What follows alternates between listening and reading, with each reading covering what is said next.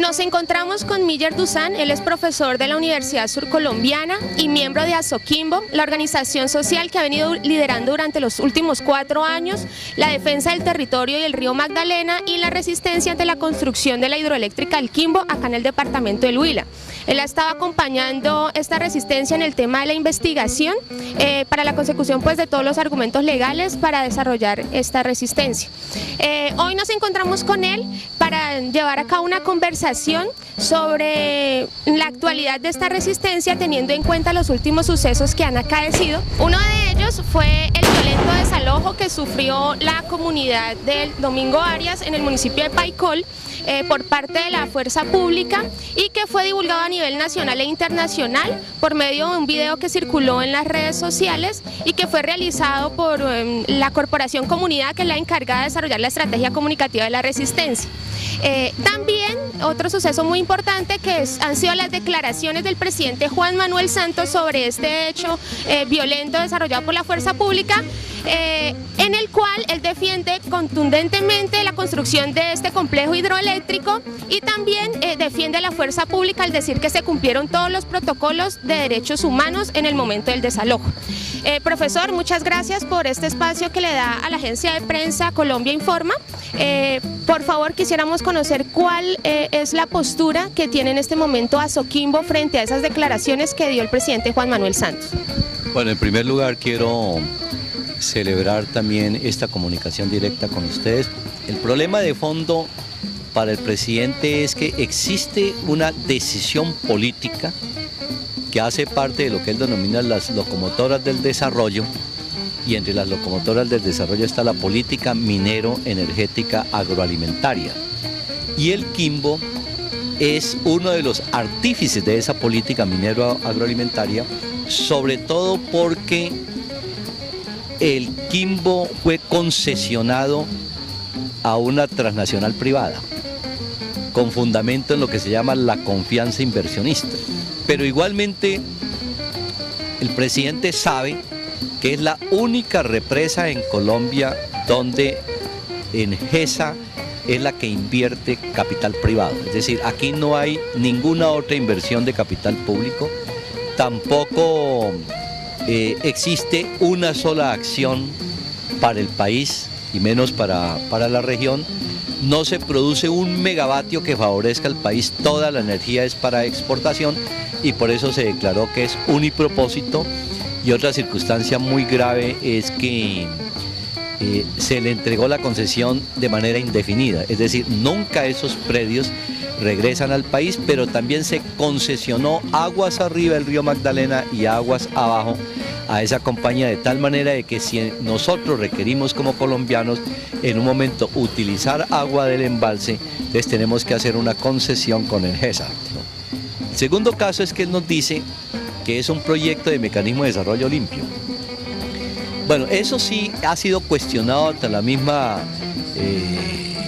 Comisión Mundial de Represas, porque ya existen estudios. Por ejemplo, conozco uno muy importante de Brasil, donde ya ha registrado y sostiene que fundamentalmente las represas en el mundo contribuyen con el 4% al calentamiento global, que es mucho, que es bastante.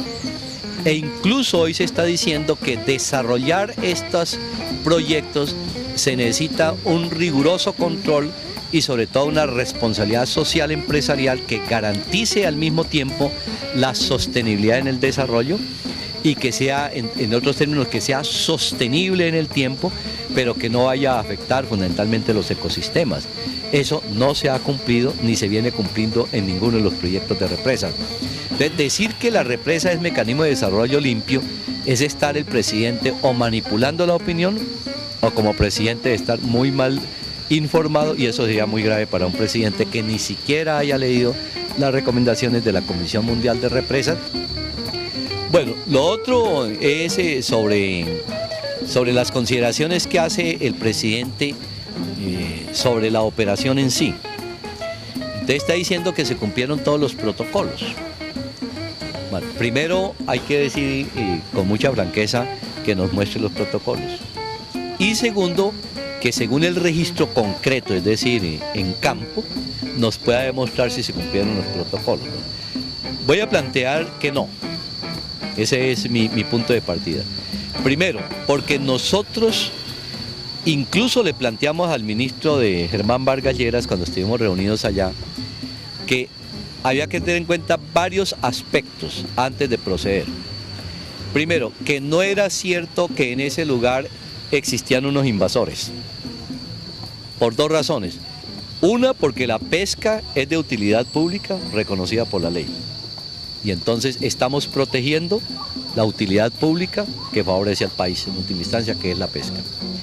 Y dos, porque existe una ley, la 1242, que además es muy clara y muy explícita. Dice que en todos los ríos de Colombia existe una franja de 30 metros de sus márgenes que en última instancia son uso de bien público. ¿Ya? Es un bien que todos nosotros los podemos utilizar, es decir, es de bien público. Pero además la ley dice es inalienable, inembargable e imprescriptible. ¿Qué es inalienable? Eso lo entiende la opinión. No puede ser objeto ni de compra ni de venta. ¿Qué es inembargable? No puede ser también objeto de utilización para saldar cualquier circunstancia de un negocio comercial. Pero no puede ser imprescriptible. ¿Ya? Es imprescriptible. ¿Qué quiere decir eso? Es de por vida. Y entonces nosotros lo que estamos diciendo al gobierno es registre en campo si las personas se encuentran por fuera de esos parámetros. Entonces, primero, había que clarificar eso como mecanismo previo para aplicar después el protocolo, porque si no usted está actuando contra la misma Constitución y la ley. Y entonces nosotros estamos diciendo como argumento, como no nos respondieron a nosotros nuestro amparo policivo contra Engesa para proteger las márgenes del río, entonces el punto de partida nuestro, el desalojo fue violento contra la Constitución y la ley. Entonces la pregunta que uno le hace al presidente es, ¿cuál fue su protocolo? Porque se supone que cuando se va a realizar la acción hay primero un diálogo, donde usted llega y le dice, señor, tiene la posibilidad de retirarse pacíficamente. ¿Qué ocurrió? ¿Ustedes conocen eso? No dejaron entrar al Observatorio Internacional de Paz, no pudo ingresar la prensa internacional. Los periodistas que son certificados por el Ministerio de Cultura pudieron entrar, pero eso porque armaron un escándalo periodístico. No dejaron entrar a Soquimbo. Y en el segundo aspecto, cuando se realiza ese protocolo, tiene que verificarse si existen lo que llaman los sectores vulnerables, que es el caso de niños, mujeres embarazadas, ancianos, etc. Si ustedes registran el video, eso no se hizo. Se supone que si llegó allá la personera municipal, que además, según el protocolo, yo no sabía que tenía que llegar en una lancha de Engesa, yo no decía parte del protocolo, pues se supone que ella debió haber verificado si había esas condiciones, porque dicen que llegó el bienestar familiar. Pues si entró con el bienestar familiar, debió haber llegado el bienestar familiar y decir, primero, como parte del protocolo, busquemos que sean desalojados los niños, los ancianos y las personas embarazadas. Yo no pude observar nunca que se haya cumplido ese protocolo. Y lo otro, que sí es grave, que tiene que ver con los protocolos y ya un problema del principio de proporcionalidad, que es con relación al uso de la fuerza. Porque el Estado tiene dos funciones básicas: garantizar las demandas de la sociedad y usar la fuerza precisamente para hacer que se cumplan esas demandas de la sociedad. La fuerza no es para reprimir, sino para garantizar que se garanticen las demandas de la sociedad. Pero ¿qué ocurrió con la fuerza? Es que las personas salen pacíficamente, como se ve en todos los videos. Ninguna persona incluso agredió a ningún militar. Ustedes pueden explicar. Las mismas personas ahí Hay incluso expresiones muy claras de personas que dicen, yo le decía a los militares, pero perdón, ¿usted por qué hace eso contra mí? Si nosotros no vamos a pelear contra ustedes. Y salieron pacíficamente. Entonces yo no decía si aparte del protocolo el uso desproporcional de la fuerza. Porque el uso desproporcional es que ellos salen en una situación de inermes, pacíficos, y por la espalda le están echando gases. Ese es un uso desproporcional de la fuerza, y además ya ni siquiera un uso desproporcional de la fuerza, es un crimen de Estado. Y entonces para el presidente lo que ocurrió fue un daño menor. Y entonces uno se pregunta, oiga, ¿es un daño menor que un constructor pierda un ojo por la acción desproporcionada de esa fuerza? El otro punto que yo quiero que me clarifiquen, alcancé a ver rápidamente un documento del expediente del municipio de Paicol, donde me sorprendí, porque ahí se está hablando de que se tenía en cuenta todas las normas antiterroristas. Entonces dije, esto me aclara muchas cosas. El Estado estaba pensando que los que estaban allí eran unos invasores terroristas. Y eso tienen que clarificarlo. Y tienen que probarlo. Pero sobre la gravedad de los hechos, ¿qué tal que eso le hubiera ocurrido a un alto funcionario de Estado, que pierda un ojo? No creo que el presidente estuviera diciendo que había sido un mal menor, pero como fue un pobre, inmediatamente existe la idea del mal menor. Profe, ahí cuando usted menciona la posibilidad de un desarrollo o organización de las comunidades para esa sostenibilidad del medio ambiente, nos interesa también conocer cuál es esa propuesta que ustedes tienen. Digamos que la opinión pública conoce mucho sobre la resistencia, pero muy poco se ha difundido sobre la propuesta política que tiene Azoquimbo y que tienen las comunidades del Quimbo para el desarrollo sostenible de esta zona que podría ser afectada por la hidroeléctrica. Entonces, otro que es lo que estamos diciendo el Quimbo. Ahí hay unos predios, hay 8.500, bueno, digamos las 5.200 a inundar que están en producción. Esas se pueden convertir en reservas campesinas agroalimentarias. Y en concreto, ahora, mi utopía o la utopía de Azoquimbo es que ya esos predios, la mayoría de las tierras productivas las compró en GESA.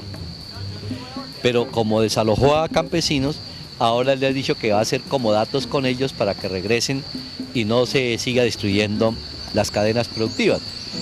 Entonces nosotros le estamos diciendo a los campesinos que están muy estimulados. Pues qué importante si se cae el Quimbo. Porque si ya esos predios los compró en GESA, pues nosotros nos quedamos con esos predios para hacer la reserva campesina agroalimentaria. Mira la apuesta tan importante. Y ellos dicen, después lo hacemos de manera colectiva, conforme a la ley 160. ¿Ya? Muy importante eso.